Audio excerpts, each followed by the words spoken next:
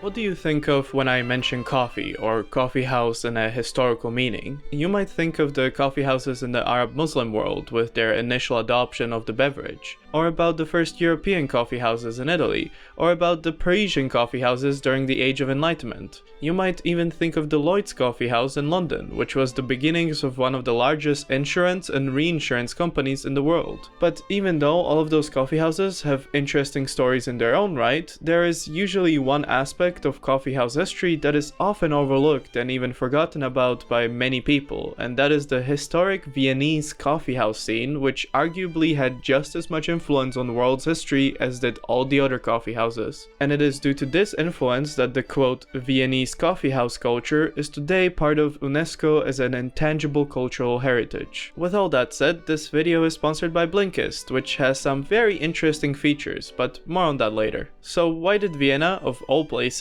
end up with a coffee scene so strong that it was later enshrined in UNESCO? After all, it wasn't the first city in Europe to have a coffee house. That title goes to Venice. Nor was it the second or third or fourth. Oxford, London, Hamburg, Paris, Marseille all had coffee houses before the first one ever opened in Vienna in 1683. Well, actually 1685. Let me explain. The story goes that during the Ottoman retreat after their second unsuccessful siege of Vienna in 1683, they left large amounts of coffee beans behind. The Viennese were unfamiliar with this new bean and didn't know what to do with it. In comes Kolschitsky, an Austrian subject who had previously worked with the Ottomans and therefore is aware of the fact that these coffee beans could be used for making coffee, and so he takes those coffee beans, sets up the first coffee shop in Vienna with them, and introduces the Viennese people to the wonders of coffee making. At least that's how the myth goes. In reality, the first coffee house in Vienna was opened in 1685 by two entrepreneurial Armenians, Deodato and Luca. Nonetheless, once coffee was introduced into the city, it started to slowly gain traction with the local population, who enthusiastically started using the new coffee houses as a meeting place for simple discord or just casual reading space. This coffee house culture started to be more and more popular in the city when in the 18th century it suddenly blew up. A tourist visiting Vienna in the 18th century wrote, "The city of Vienna is filled with coffee houses where the novelists or those who busy themselves with the newspapers delight to meet, to read the gazettes and to discuss their contents." These establishments, however, wouldn't have always looked the way you might be picturing them. For one, smoking was very common, and some cafes could have ended up looking very foggy. Although a fun anecdote is that it was considered ungentlemanly to smoke in the presence of a woman. For example, Princess Pauline von Metternich, an enthusiastic promoter of Richard Wagner and Bedřich Smetana, and a regular of the Viennese coffee house scene, was once asked by a man if him smoking would bother her, to which she replied, "I don't know, nobody has ever dared smoke in my presence." But circling back, another maybe surprising aspect of the early Viennese coffee house was billiard. Billiard was in fact so popular in the Viennese coffee house scene that some people just showed up to the coffee house solely to see the best players perform. In some instances, these people showed up at such high numbers that the floor collapsing became an actual issue, after which in 1745 the Viennese police issued a prohibition on billiards being set up anywhere else but the ground floor. With this boom of coffee house culture in Vienna, other kinds of coffee houses started to be established, ones that were a bit more refined, ones that would have resembled a more quote stereotypical style cafe with classical music playing in the background. For example, both Beethoven, who was known to compose in a coffee house, and Mozart were known to perform in the Augarten Café. Strauss sometimes performed with an entire orchestra in the Stadtpark Café, and Schubert would often take his friends to Café Bogner. With all that said, however, probably the most grandest of them all was Café Schwender, which started off as just a coffee house, but later expanded to a full-size restaurant, ballroom, and even a music theater, employing its own entire orchestra to entertain the guests. There was also Café Kramer, whose regulars consisted of University of Vienna professors, and as such the cafe gained a reputation as the quote scholarly coffee house. There was also the Museum Café, where Franz Lehár and Gustav Klimt used to hang out, just to name a few. By the 19th century, the coffee house became center point of Viennese society, and everyone from field marshals, writers, journalists, aristocrats, philosophers, painters, and many more visited these establishments on a daily basis. With so many high-status people hanging out in these cafes, it meant that they also became a center point of not just revolutionary movements, but also counter-revolutionary movements. Many Viennese cafes were involved in the 1848 uprising, and after it, many cafes were filled with government spies listening to the conversations being had. With all that said, the Austrian coffee scene continued on in its prominence, and probably the best quote to explain the coffee house culture is by Stefan Zweig, a well-known Austrian novelist, playwright, journalist, and biographer. Our finest place of education for everything new was the coffee house. To understand this, one has to know that the Viennese Café is an institution of a special kind, which is not comparable to any other in the world.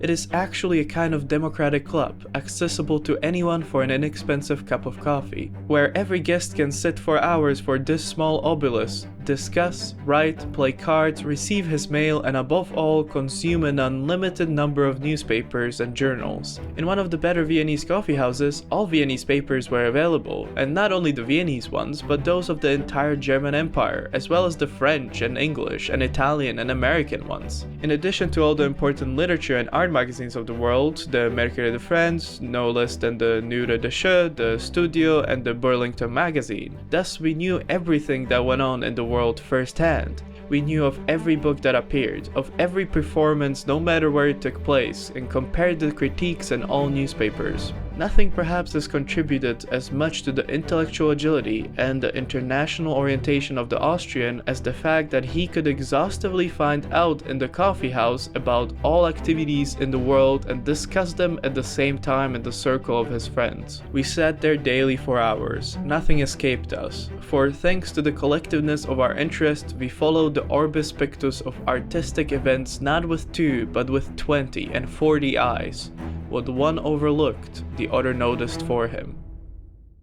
This cultivation of thought in the Viennese coffee house drastically affected Sigmund Freud, the founder of psychoanalysis, along with many of his friends like Abraham Brill, the first American psychoanalyst, who all used to frequent Café Herrenhof or Café Schiller. On the other hand, these same cafes were also frequented by Alfred Adler, who was instrumental in forming the psychotherapy school.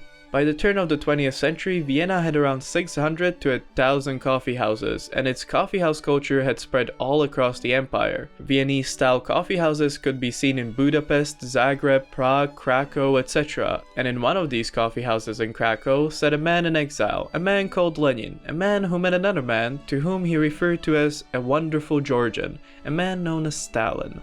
Lenin sent Stalin to Vienna in 1913 to learn more about Marxism, and there Stalin met another man, a man who frequented Café Central, a man who liked playing chess in the Viennese coffee houses, and a man who later described meeting Stalin by saying, "He was short, thin, his grayish-brown skin covered in pockmarks. I saw nothing in his eyes that resembled friendliness. This man was none other than Leon Trotsky."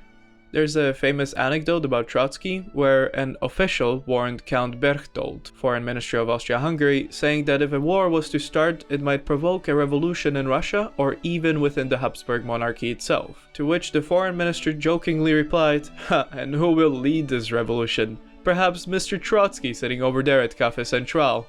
It is almost certain that Trotsky took Stalin to Café Central at some point, but these two weren't the only infamous people visiting this establishment. An aspiring Austrian artist, being rejected from the Academy of Fine Arts, was also known to frequent many Viennese coffee houses, one of which was Café Central. Lastly, it is often mentioned that Tito, who was also in Vienna in the early 20th century, frequented Café Central, but I didn't find any evidence for this. No one knows if Trotsky, Stalin, Hitler, and even Tito happened to be in Café Central at the same time, but it is certainly a possibility. Karol Kramář and Masaryk, the first Czechoslovak president, were also known to frequent Café Central when they were in Vienna. But Café Central didn't only attract political figures, it also attracted many writers. Café Central, along with Café Greensteidl, was the center of the Young Vienna movement that was instrumental for many Austrian literary works. Plus, Franz Kafka was also known to frequent Café Central every time he was in Vienna. But with all this said, you cannot mention the Viennese coffee house, especially in the first half of the 20th century, without mentioning the Jewish aspect of the coffee house. Vienna by the 20th century had many aspiring Jewish citizens who were instrumental in shaping the Viennese coffee house culture. Karol Kraus, Peter Altenberg, Stefan Zweig, Felix Schouten, Egon Friedel, Alfred Polgar, Anton Kuh, Sigmund Freud, and many more were Jews who actively participated in the Viennese coffee house scene. Stephen Beller in 2008 even gave a lecture on the Viennese coffee scene titled "The Viennese Jew Belongs in the Coffee House," because That was where in the first half of the 20th century, most of the Viennese Jewish history took place. All of this, however, is not to say that the Viennese coffee house was just an upper class thing, or only an intellectual thing.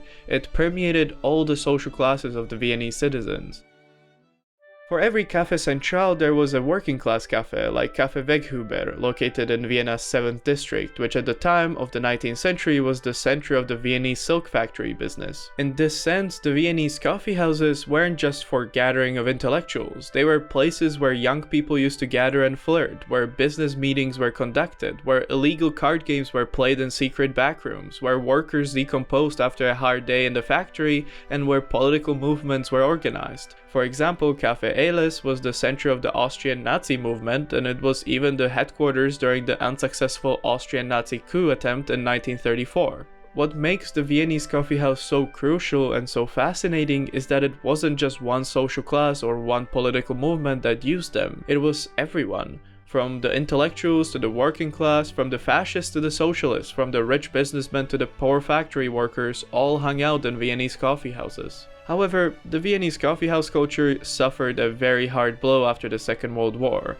Not only were many prominent members of these social establishments killed during the war or emigrated to the UK or the USA, but many of the actual physical buildings were destroyed during the bombings of the city. On top of that, the post-war politics didn't at first allow any large recovery of the Viennese coffee house scene, as Austria found itself on the borderlines between two major powers. This political situation, combined with the economics of coffee changing with the introduction of coffee chains, instant coffee, and espresso machines, exacerbated the worsening situation, and from the 1950s, the following decades became to be known as the period of the coffee house death.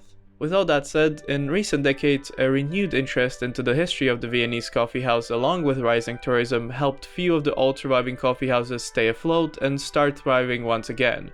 Plus, many new coffee houses got built with the old Viennese coffee house culture in mind. Because after all, the Viennese coffee house isn't just a simple coffee shop, it is a kind of democratic club, accessible to anyone for an inexpensive cup of coffee. You know what else you can enjoy with an inexpensive cup of coffee? Blinkist. Let me explain. We all been there, having a bunch of books we want to read or listen to, but there's just not enough time in a day, or even a week, or even a month. There's not enough time in general to read everything you want. I feel like we can all agree on that, and that's where Blinkist comes in. What Blinkist does is that it takes those books you want to read and condenses them to a simple circa 15-minute version of the most important information in the books. You can read this or listen to it, and it is great because, let's be honest, we have all read those books that you really would rather have a 15-minute version of. For example, The 4-Hour Workweek, a book that is available on Blinkist and a book that I have read previously for a class, is a book that I would recommend reading on Blinkist because I would say that's the kind of book where thinking about the main ideas in the book is the most important part of the book, rather than anything else, and you get all of those main ideas presented to you in the Blinkist summary, saving you a bunch of time. On top of that, Blinkist is also starting to team up with podcast creators to blink those for you too. The first 100 people to sign up with the link on the screen or in the description are going to get free unlimited access for 1 week to try Blinkist out. You'll also get 25% off if you want the full membership. And if by any chance you do want to cancel your membership at some point, that is also possible with no annoying hassles. Blinkist is a great way to save time and to learn a lot of new information quickly, so why not try it out and join over 14 million active users. Link in the description. Once again, I had no time to mention everything or everyone who participated in the history and social culture of the Viennese coffee house. I mentioned the well-known names, but there were many more influential and important people that I just didn't have time to mention.